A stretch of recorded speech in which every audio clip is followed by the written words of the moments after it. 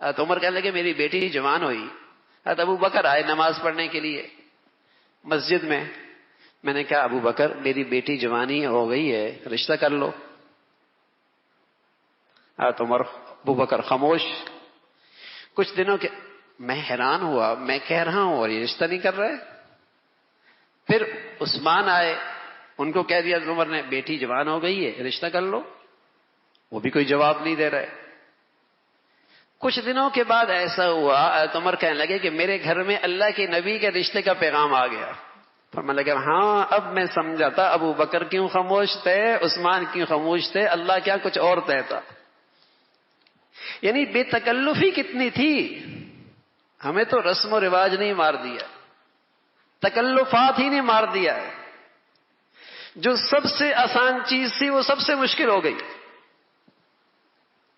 سادہ زندگی تھی.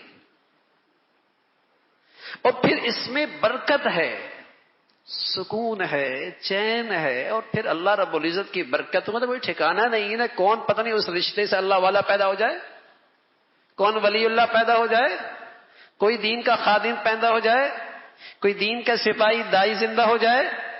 برکت جو ہو گئی. لیکن اگر اس پہلے موقع پر بھی اگر ہم نے کچھ ایسا کر لیا جس سے برکت روٹ جائے تو زیادتی تو ہم نے بھی کی نا. وہ بچے تو بچے ہوتے ہیں, ان کی تو عمر جوانی کی ہوتی ہے. یہ تو بڑوں کی ذمہ داری ہے نا, بڑوں کو دیکھنا ہے نا کہ نکاح کو عبادت تو رہنے دو, اسے عبادت رہنے دو, اسے گناہوں کا مجموعہ نہ بناؤ.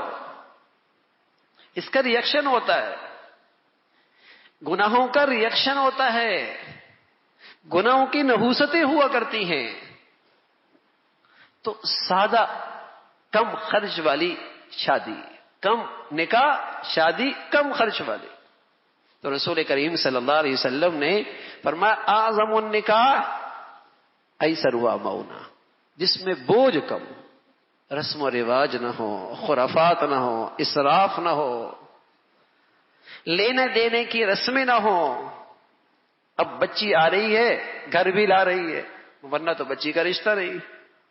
گچی آ رہی ہے بیچاری, اتنا فرنیچر بھی لا رہی ہے, اس کے بغیر گھر میں قابل قبول نہیں. یعنی شرائط ہوتے ہیں, پہلے سے فہرست بنائی جاتی ہے, پہلے سے اس کے لیے تجاویز ہوتی ہیں. یہ زیادتی ہے, یہ زیادتی ہے. تو ہمارا دین سراسر رحمت ہے, اس میں سراسر اللہ کی رحمت ہی رحمت ہے, اس میں آسانیاں ہی آسانیاں ہے.